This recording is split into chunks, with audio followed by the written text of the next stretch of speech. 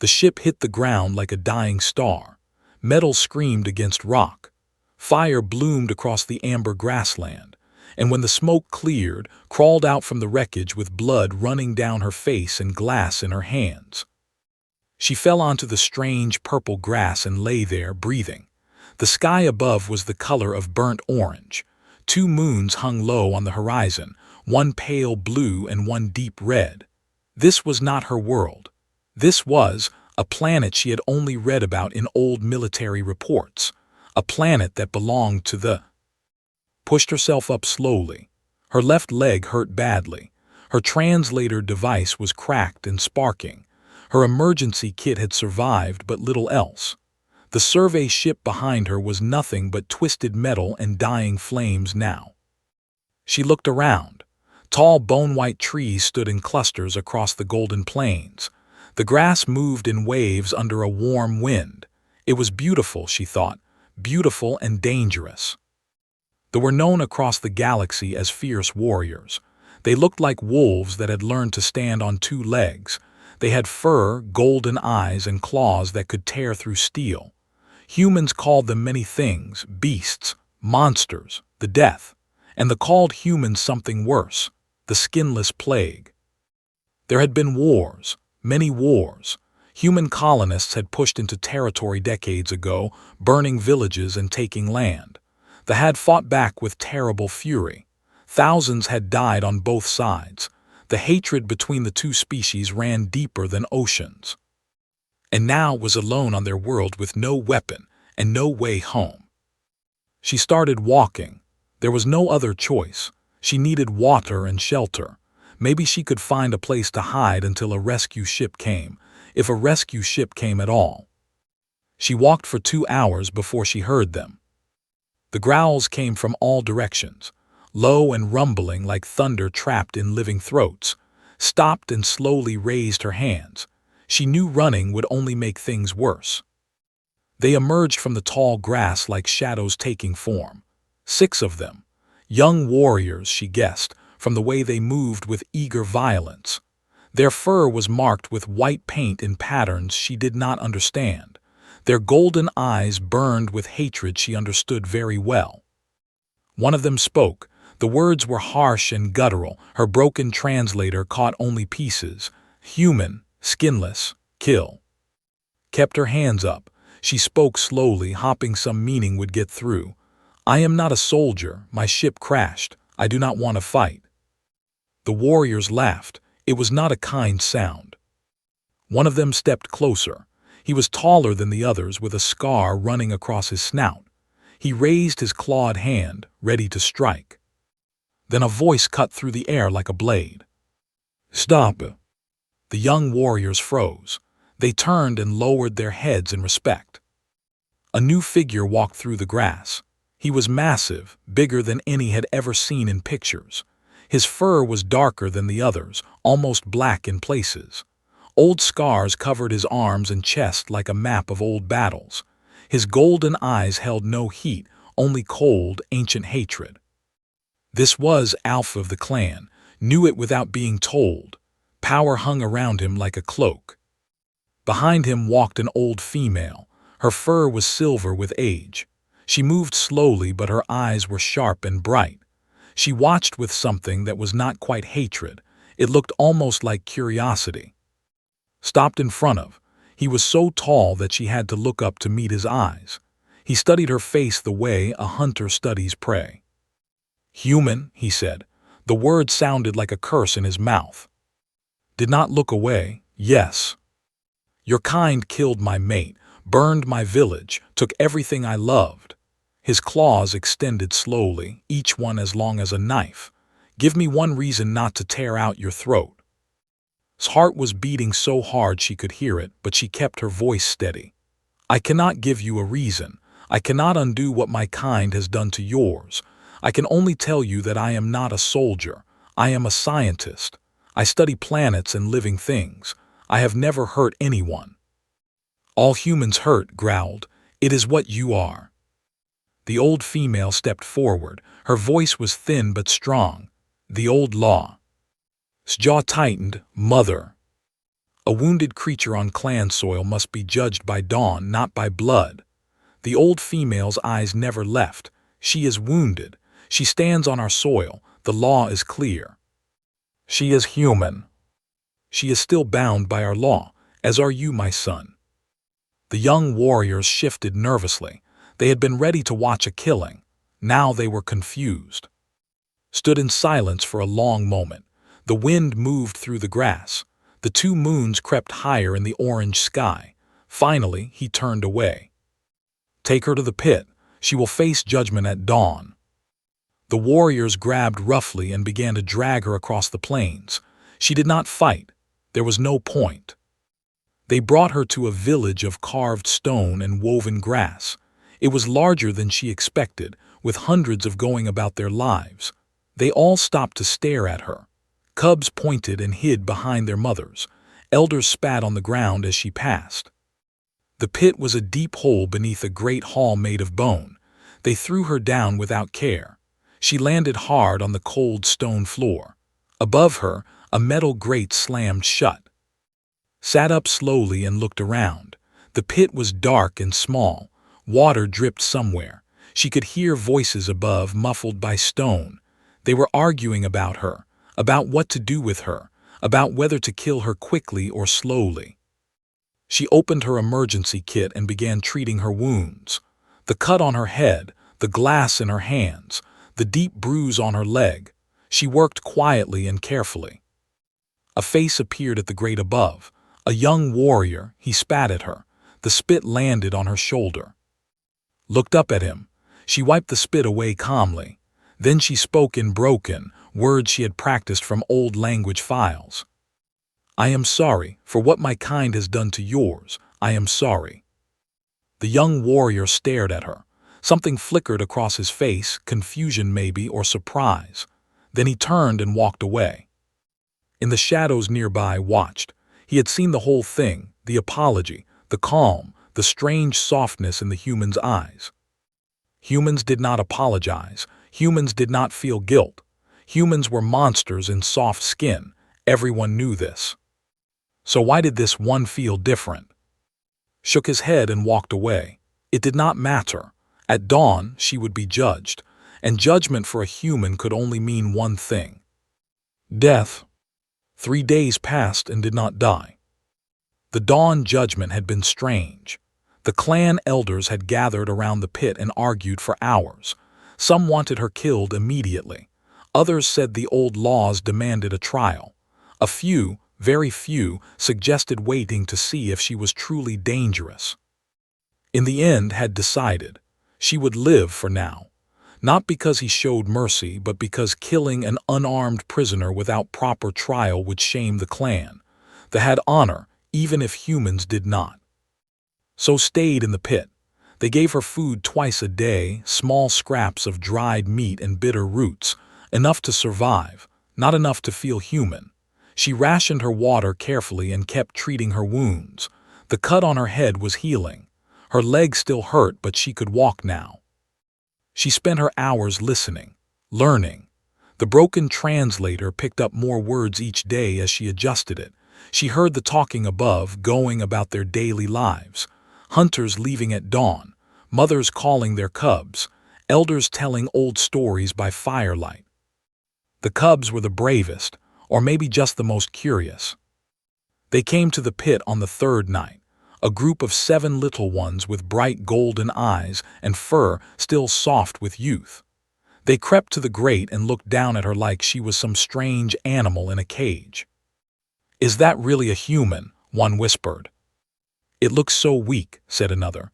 No fur, no claws, how do they even survive? A young female cub pushed to the front. She was bolder than the others with a white streak in her fur. This was Bora's niece. She picked up a small rock and threw it at. Caught the rock in one hand. She did not throw it back. She did not shout. She simply placed it gently on the ground beside her. The cub stared. Why did you not throw it back? Bora demanded. Looked up at her. Why would I? Because I threw it at you. You are supposed to fight. I do not want to fight. I want to go home, but I cannot go home, so I sit here and wait. The cubs whispered among themselves. This was not how monsters were supposed to act. Monsters fought. Monsters screamed. Monsters tried to grab you through the bars. One cub stayed longer than the others. He was smaller than the rest, with dark fur and eyes that held a deep sadness. He did not speak. He only watched. He was 6 cycles old. His parents had been killed in a human raid 2 seasons ago. He had not spoken a single word since that night. Noticed him watching. She did not try to make him speak. Instead, she began drawing in the dirt floor of her pit. Simple shapes. A circle for a planet, small dots for stars, a square for a house. Watched every line she drew. When the other cubs finally pulled him away to go back to their families, he looked back over his shoulder one last time. The next day, the warrior called came to see her. Was a female, tall and strong with battle scars on her arms. She was one of most loyal warriors. She had volunteered to guard the human prisoner, though everyone knew she really wanted to kill her. She crouched by the grate and looked down with cold eyes. "Why did your kind attack the outer colonies?" asked. "Why do you spread across the galaxy like sickness? Why can you not stay on your own worlds?" Sat up and met her gaze. Some humans are cruel. They want power and land and do not care who they hurt. Some are afraid. They attack before they can be attacked. Some are just lost. They do not know any other way to live. "And you, what are you?" "I am just a scientist. I study worlds. I wanted to understand the universe. I never wanted war." Made a sound of disgust. "You all say that, then you burn our villages anyway." "I have never burned anything." His voice was quiet but firm.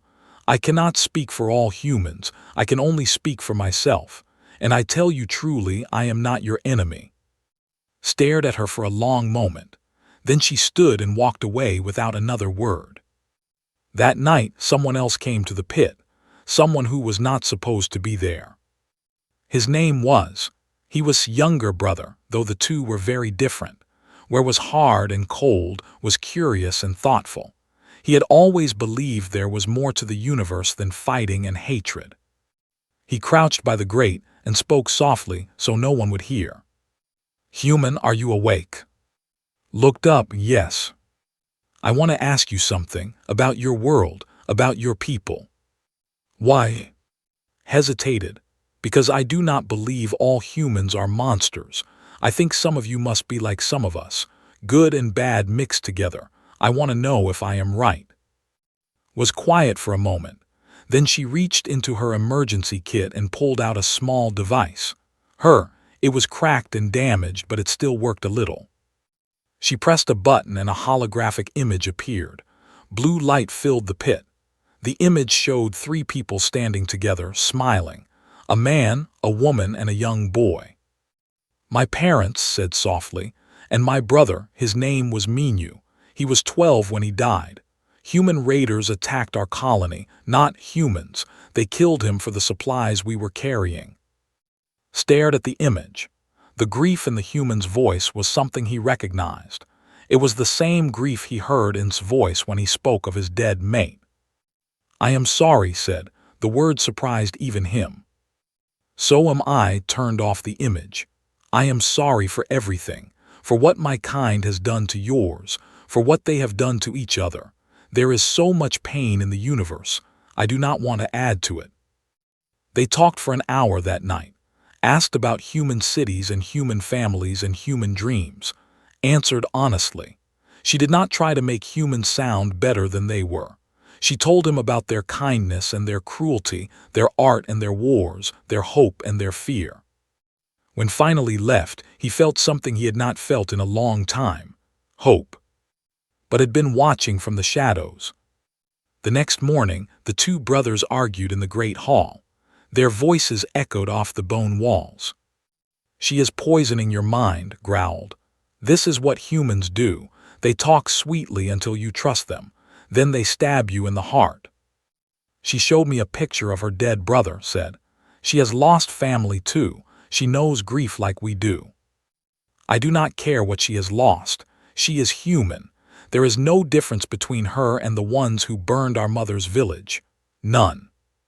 Their mother sat nearby. She had been listening quietly. Now she spoke. There was a time we said the same about the clan. We called them animals, monsters. We swore to kill them all. Now we share blood with them. Your own grandfather married a woman. His jaw tightened. That is different. Is it? His old eyes were sharp.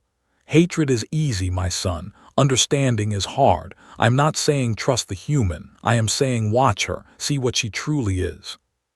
Turned and walked away. He did not want to watch the human. He wanted to forget she existed. But that night, as he lay awake in his chamber, he could not stop thinking about what his mother had said. And outside, the sky began to change. The stars slowly disappeared behind a growing orange glow. The elders looked up and felt their blood turn cold. They knew that glow. They had seen it once before, 100 cycles ago. It was coming. The first meteor hit just before dawn. It came screaming out of the orange sky like an angry god, trailing fire and smoke. It crashed into the plains 2 miles from the village with a sound like the world breaking. The ground shook. The bone-white trees swayed. And then more came. Woke to chaos. She could hear screaming above, the thunder of running feet, the howl of warriors shouting orders. Through the grate of her pit, she saw the sky burning. Dozens of fireballs streaked across the heavens, each one a promise of destruction. She had read about this in old records. A meteor storm that hit once every 100 cycles. It was supposed to be predictable. It was not supposed to happen for another 30 years. But the universe did not care about schedules.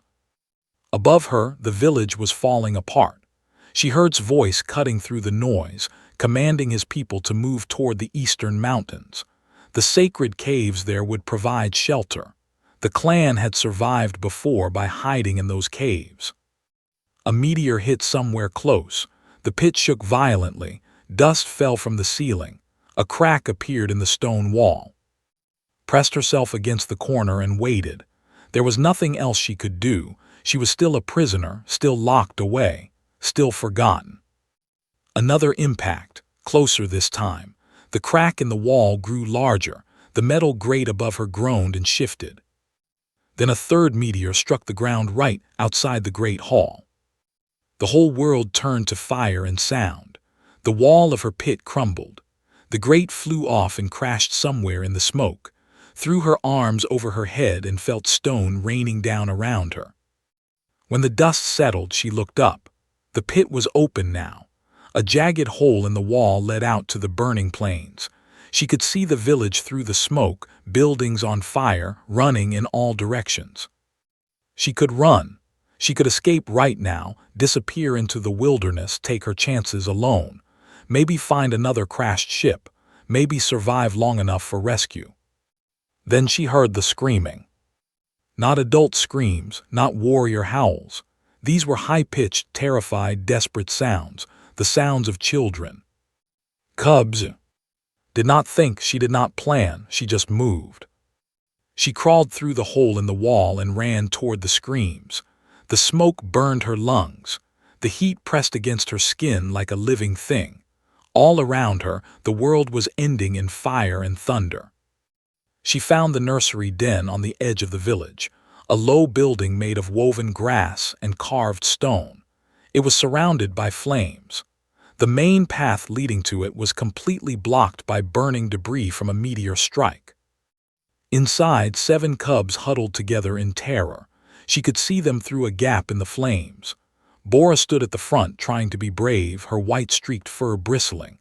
Behind her, the younger cubs cried and shook. And the silent one stood frozen with wide eyes that saw nothing but fear. "Help!" Bora screamed. "Someone help us!" But there was no one. The warriors were on the other side of the fire wall, fighting to break through. Could hear his roar of frustration as he tried again and again to find a way past the flames. They would not make it in time. The fire was spreading. The nursery would be consumed in minutes. Looked at the flames. She looked at the cubs. She thought about her brother Minyu, who had died because no one came to save him. She ran into the fire. She found a narrow stream nearby, barely more than a trickle of water. She threw herself into it, soaking her clothes. Then she tore off her flight jacket and soaked that too. The water was not enough.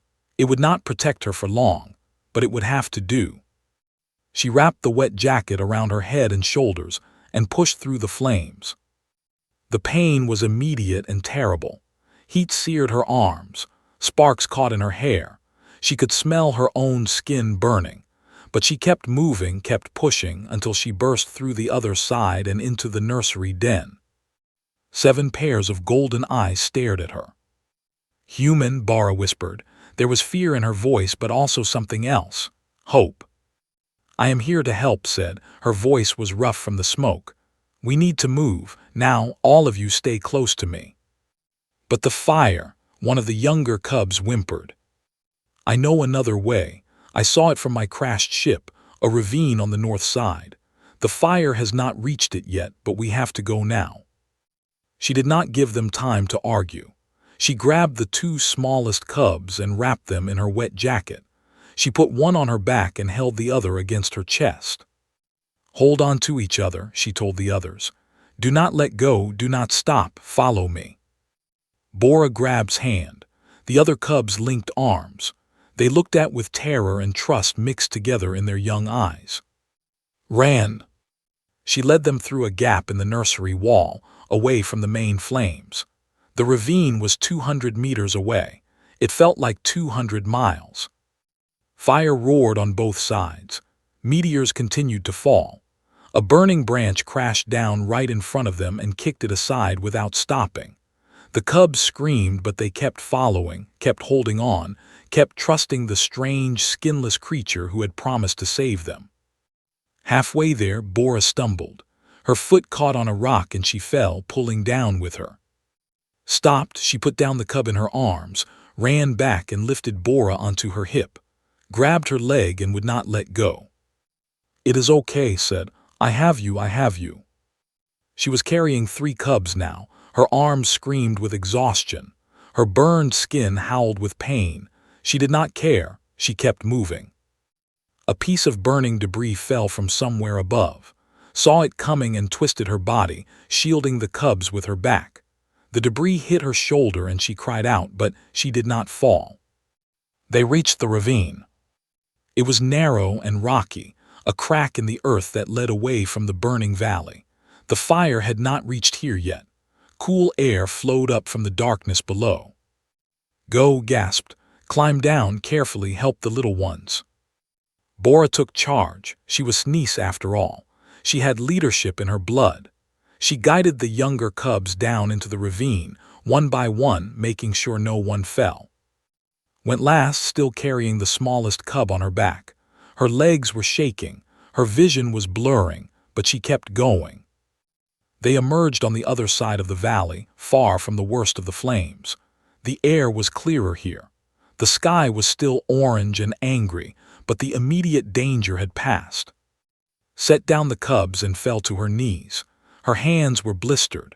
Her arms were red and raw. Her shoulder where the debris had hit was bleeding. But the cubs were safe, all 7 of them, not a single burn, not a single scratch. She had done it. Behind them, she heard shouting, and his warriors had finally broken through the flames. They had reached the nursery only to find it empty. Bora's voice was raw with fear. "Where are you?" Bora stood up on the ridge and waved her arms. "Uncle, Uncle, we are here. The humans saved us." Looked up. Forced herself to stand. She was silhouetted against the burning sky, 7 cubs clinging to her legs and arms, her skin blistered and her clothes torn. She met golden eyes across the smoke and flame. She did not say anything. There were no words that could explain what she had done or why she had done it. Stared at her. The hatred in his eyes flickered. Something else took its place, something he did not have a name for yet. The silent cub who had not spoken since his parents died tugged its burned hand. She looked down at him. And for the first time in 2 seasons, opened his mouth and spoke. "Thank you," he whispered. Smiled through her pain. She knelt down and pulled him into a gentle hug. "You are welcome, little one." Above them the sky continued to burn, but in that moment something else was burning too, the wall between two species, the hatred of generations. It was not gone, not yet, but a crack had appeared. And sometimes a crack was all you needed. The fires died slowly over the next 3 days. The meteor storm faded. The orange sky turned back to its normal burnt amber, and the clan began to count what they had lost and what they had saved. They had lost 12 warriors in the 3 elders had died when a meteor struck the western buildings. Many homes were destroyed. The bone-white trees that had stood for centuries were now black skeletons on the horizon. But the cubs were alive, all of them. Every single child in the clan had survived. Because of her. Lay in a small cave in the sacred mountain, drifting in and out of consciousness. Her burns were bad. Her body had been pushed far past its limits. A human doctor would have been worried about infection, about scarring, about permanent damage. But sat beside her with ancient patience, applying healing salves to her wounds. The salves burned against human skin, almost as bad as the fire itself. Bit down on a piece of leather and did not scream. She had screamed enough. "Foolish creature," muttered as she worked. "Running into flames, carrying children twice your weight, you should be dead." The cubs whispered, "Are they okay?" "They are fine. They will not stop talking about you. The skinless one who walked through fire. You have become a legend already." Closed her eyes.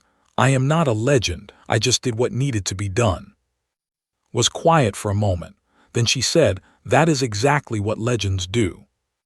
Outside the cave, the clan was divided. Some called a hero.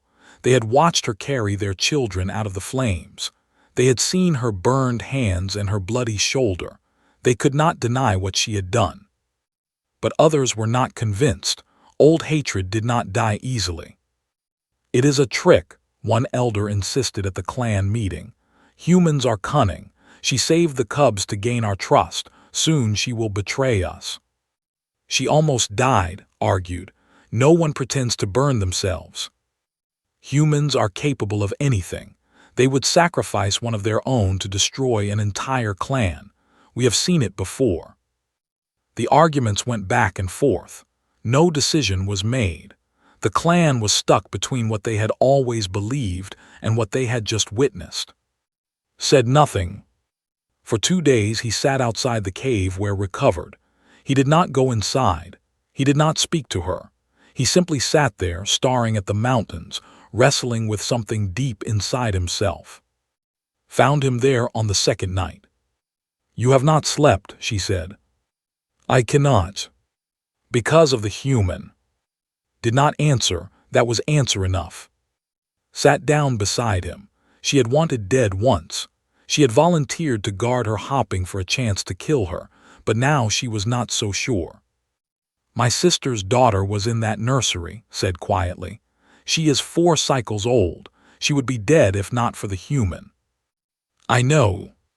So what do we do?" Finally looked at her. His golden eyes were tired. "I do not know. I have hated humans my whole life. They killed my mate. They burned my village. Every story I have ever heard about them ends in death and betrayal. And now this one runs into fire to save children who are not her own, children of a species that wants her dead."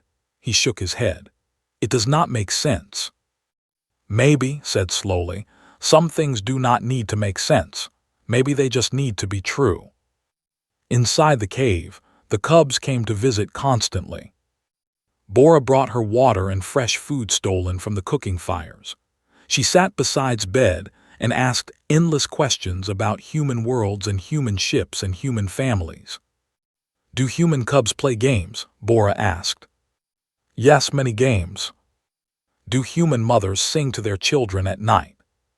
"Some do. My mother sang to me when I was small." "What did she sing?" "Hummed a few notes of an old lullaby." Bora listened with her ears perked forward. It is strange, Bora said, but nice. Will you teach me? Smiled through her pain, if you want. Came every day too. He did not say much. He had only spoken that one time after the fire, but he sat beside for hours, watching her, sometimes holding her hand. His silence was different now. Before, it had been the silence of grief. Now it was the silence of healing. On the third day came to see. She did not apologize easily, but she brought her repaired translator device and set it down beside her bed. The cubs sleep now, said. They did not sleep for months after the last human attack. Nightmares every night, screaming and crying. She paused. They sleep peacefully now. You gave them that. Looked at the translator. Thank you. Nodded once and left. That night finally entered the cave.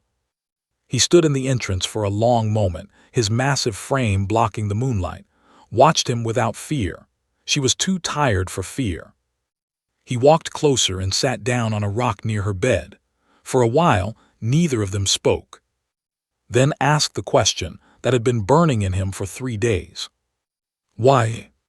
Turned her head to look at him. Why what? Why did you save them? You could have escaped. The pit was broken open. You could have run into the wilderness and hidden until the fires passed. No one would have blamed you. No one would have even noticed. I noticed. That is not an answer. Was quiet for a moment. She thought about the screaming. She thought about Minu, her little brother, who had died alone and afraid because no one had come to help him.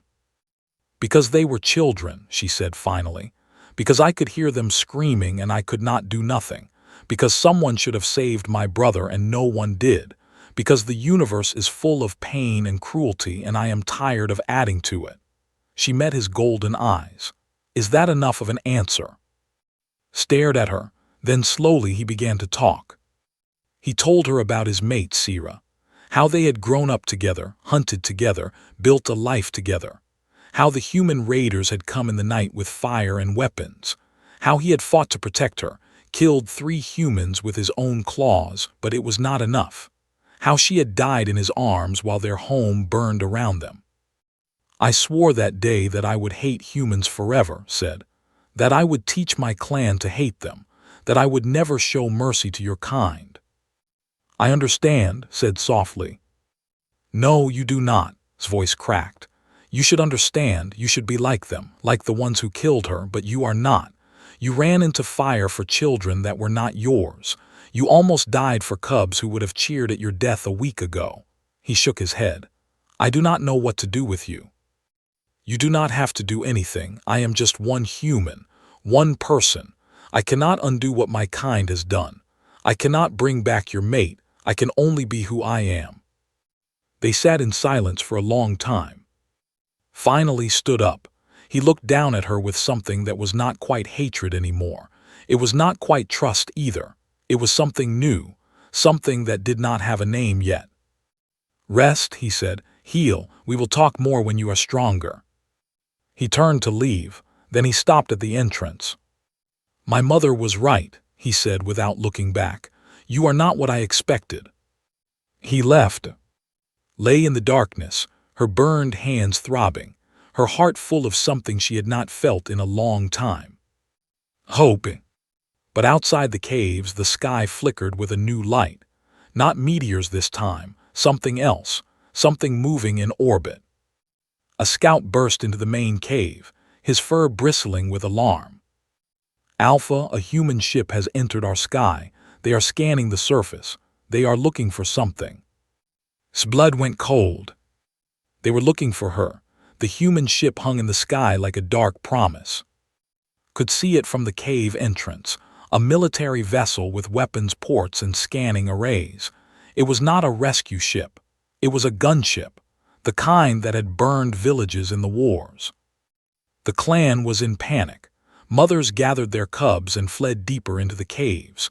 Warriors grabbed their weapons and formed defensive lines. Elders prayed to the old gods. The last time a human ship had come to, 3 clans had been destroyed. The memory was still fresh, even after all these years. stood at the cave entrance, watching the ship with cold fury in his eyes. His claws were extended. His warriors stood behind him, ready to fight and die. "We cannot defeat that ship," said quietly.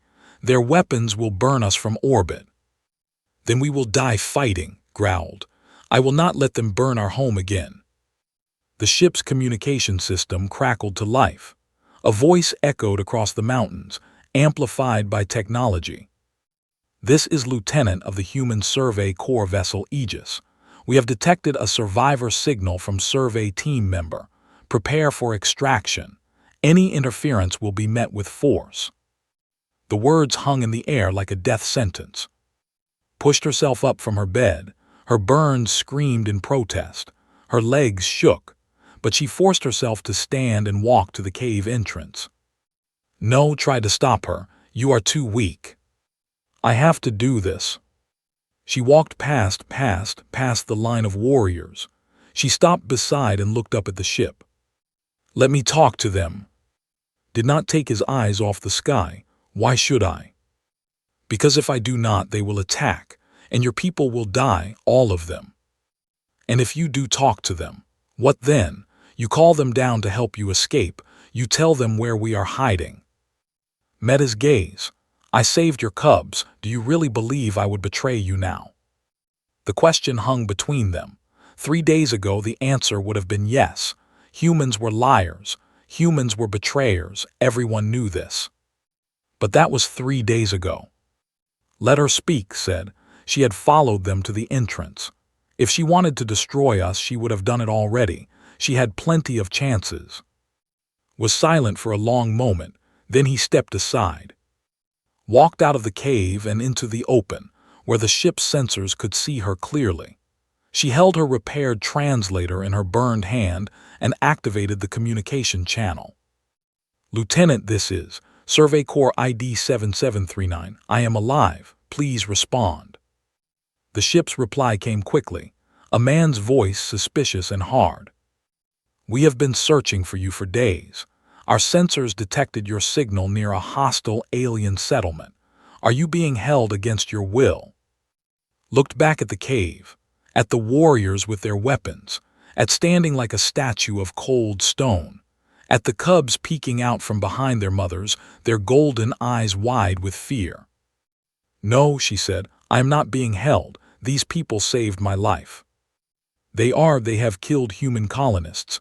They are classified as hostile. They were hostile because we invaded their world and burned their homes. We started this war, Lieutenant, not them." Silence on the channel. She could imagine's face, hard and skeptical. She knew what he was thinking. The had brainwashed her. She was compromised. "I am ordering you to move away from the settlement and prepare for extraction. We will send a shuttle." "No." That was not a request. "I understand, and my answer is still no." His voice was steady. "I am not compromised. I am not brainwashed. I am simply telling you the truth. These people took me prisoner, yes. They had every right to kill me, but they did not. And when their children were trapped in a fire, I saved them, because that is what decent people do." She took a breath. "I am not asking you to forgive for the colonists they killed. I am not asking you to forget the wars. I am asking you to leave them alone. They do not want to fight. They just want to live. Is that so hard to understand?" More silence. The ship hung motionless in the sky. Behind her heard footsteps, heavy, powerful footsteps. Walked out of the cave and stood beside her. His warriors made sounds of alarm, but he ignored them. He looked up at the ship with his golden eyes and spoke into his translator. His voice was rough and uncertain, but clear. "Human soldiers, I am Alpha of the clan. The human carries the dead of our clan. She saved our cubs from the fire. Her blood is our blood now." He turned and looked at. Something in his eyes had changed. The hatred was gone. In its place was something raw and new. "Harm her and you harm us all. We will fight to protect her as she fought to protect our children." He paused. "But she is free to leave if she wishes. We will not cage her. The choice is hers." Stared at him. She had not expected this. Not from the alpha who had wanted to tear out her throat just days ago. You have earned the right to choose, he said quietly. Whatever you decide, we will honor it. Turned back to the ship, she thought about Earth, about her parents who were still alive on a colony world far away, about her career, her friends, her old life. Then she thought about who had finally spoken again after months of silence, about Bora who had asked her to teach human songs, about who had healed her wounds with ancient medicine, about who had believed in her when no one else did, about who was learning to let go of hate.